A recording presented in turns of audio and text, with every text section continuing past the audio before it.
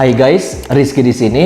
Menurut kalian semua, masih worth it gak sih laptop tipis kayak gini di tahun 2025 dengan RAM 8GB dan prosesornya itu bisa dibilang masih lawas. Tapi katanya masih bisa dipakai buat ngedit, ngerjain beberapa kerjaan atau kuliah. Nah, di video kali ini kita bakalan ngetes multitaskingnya, bagaimana dia bisa ngerender video atau sekedar ngetes baterainya. Jadi jangan buru-buru skip, siapa tahu laptop yang katanya tua ini bisa nemenin kebutuhan teman-teman di rumah. Yuk kita bahas. Oke, sekarang kita masuk ke bagian desainnya dulu. Menurut saya pribadi, desainnya itu kece parah sih. Tipis, ringan, terus bodinya ini dari aluminium. Kesannya itu kayak solid, mahal, tapi tetap minimalis guys. Walaupun ini laptop udah 6 atau sekitar 7 tahun umurnya, pas lu taruh di coffee shop, nggak ada yang bakalan nyangka ini laptop jadul. Serius dah, ini laptop masih kelihatan modern banget. Bobotnya juga dia masih terbilang enteng karena sekitar 1,3 kg aja. Masih terbilang nyaman banget karena dia sama sekali nggak ngebuat pinggang kita itu pegel-pegel. Oke, sekarang kita ngebahas bagian layarnya. Laptop ini tuh nggak kayak MacBook yang lain. Layarnya ini dia punya Retina 13 inch, resolusinya masih 2560 dikali 1600. Singkatnya itu dia punya tajam, warnanya juga keluar dan enak banget buat dilihat. Buat yang kerjaan yang edit foto, bikin desain atau sekedar Netflix-an, ini layarnya bikin betah guys. Tapi balik lagi, minusnya itu dia masih belum ada bagian true tone-nya. Jadi bisa dibilang warnanya itu enggak auto adjust sesuai kondisi cahaya yang ada di luar. Tapi ya udahlah ya, nggak terlalu deal breaker juga karena saya pribadi masih nyaman banget pakai laptop yang satu ini. Oke, sekarang kita ngebahas bagian yang sering ditanyain sama pengguna MacBook. Apakah MacBook tahun 2017 ini masih bisa digunakan di tahun sekarang? Jadi dia ini pakai prosesor Intel Core i5 guys, generasi ke-7, RAM-nya itu 8GB dan SSD-nya tergantung varian. Biasanya 128GB sampai 512. Kalau misalnya ini laptop dipakai buat ngedit-ngedit ringan, ngetik, browser, bikin PowerPoint, bikin script, menurut saya pribadi ini masih oke banget sih. Tapi kalau teman-teman di rumah udah masuk ke bagian editing 4K, terus kayak buka 10 tab browser sambil ngedit di Adobe Premiere, menurut saya pribadi nggak bakalan bisa sih. Bisa, cuman nanti bakalan nge-lag guys, nge-freeze gitu. Dia kipasnya itu jadi mulai kerja keras, kadang jadi anget juga. Jadi ya buat kerja ringan menengah masih aman lah. Tapi jangan berharap kayak performanya Mac M1 ke atas ya. Oke, sekarang kita bahas ke bagian keyboardnya. Nah ini nih salah satu yang agak-agak, karena dia ini masih pakai keyboard butterfly keyboard. Jadi waktu itu Apple pernah bikin keyboard yang tipis banget nih guys, biar desain MacBook itu makin ramping alias makin kecil. Tapi ya akhirnya malah banyak yang ngeluh. Ada tombol yang tiba-tiba ngetik double, ada juga yang malah nggak muncul sama sekali. Bahkan cuman gara-gara debu nyelip sedikit aja bisa ngaruh ke respon keyboardnya. Tapi ya balik lagi, kalau misalkan teman-teman di rumah dapat unit yang memang keyboardnya itu bagus, sebenarnya masih bisa dipakai kok. Tapi yang jadi bedanya itu cuman feel-nya aja mungkin.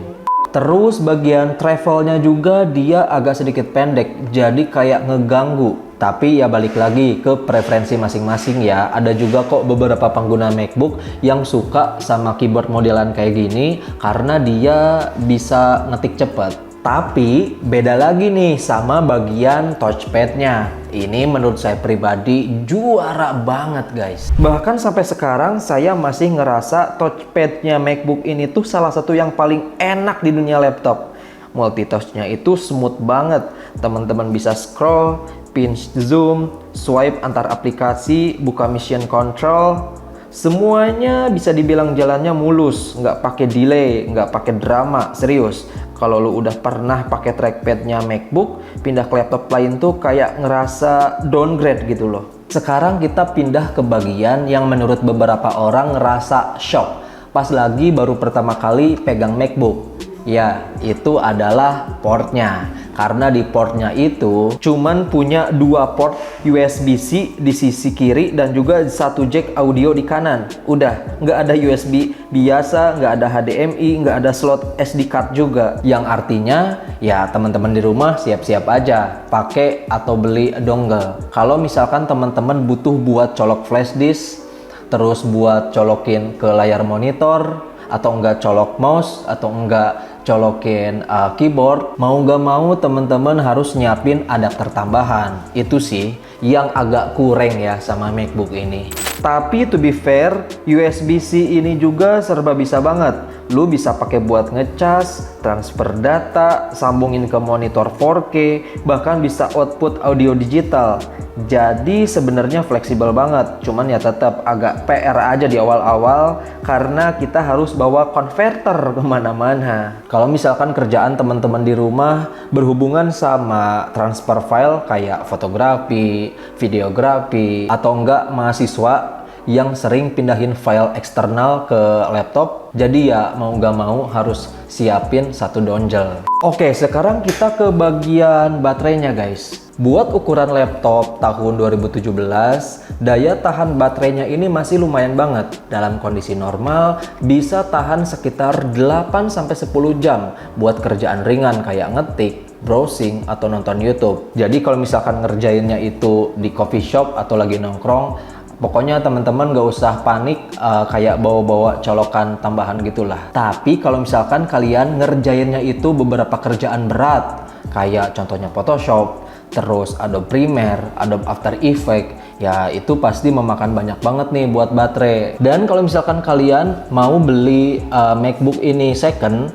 jangan lupa dicek dulu bagian health baterainya. Kalau bisa jangan sampai di bawah 8% lah, karena itu bakalan nyusahin kerjaan teman-teman. Dan kalau misalkan kita ini mau ngeganti bagian baterainya, dia nggak murah juga guys. Jadi jangan lupa sebelum beli, mendingan kalian ngecek bagian baterai health-nya dulu ya. Nah, sekarang kita rangkum ya beberapa kekurangan yang dimiliki sama MacBook Pro 2017 ini. Yang pertama, tadi bagian keyboardnya, karena dia masih pakai butterfly keyboard, jadi kalau misalkan kena debu sedikit pun dia bakalan kayak macet-macet nggak jelas, kadang ngetik double juga. Terus yang kedua, di bagian portnya, dia cuman ada 2 port doang. Terus nggak semua dia punya Touch ID. Jadi sebelum beli harap diperhatiin lagi ya. Oke, itu dia sedikit pembahasan atau review mengenai MacBook Pro tahun 2017 ini. Gimana nih menurut pendapat teman-teman di rumah? Apakah masih worth it buat dibeli di tahun ini? Atau teman-teman memilih buat beli laptop yang lain? Kalau lu tipe orang yang biasa beli adapter tambahan kayak dongle, terus tri biasa juga sama 2 port kayak gini, menurut saya pribadi laptop ini tuh cocok banget nih. Tapi kalau misalkan teman-teman tipe yang pengen jalan langsung aja tanpa ada drama-drama, ya mau nggak mau harus siapin budget yang lebih tinggi buat beli series MacBook yang lebih jauh. Oke, itu dia sedikit review yang saya bahas kali ini. Kalau misalkan teman-teman ada pengalaman pas make MacBook Pro tahun 2017, boleh banget dong ceritain pengalaman kalian di kolom komentar di bawah ya. Oke, seperti biasa, kalau misalkan kalian suka, boleh banget buat minta like-nya. Dan jangan lupa juga subscribe aja, karena kedepannya bakalan banyak banget nih review-review singkat yang bakalan saya bahas. Sekian dari saya, wassalamualaikum warahmatullahi wabarakatuh.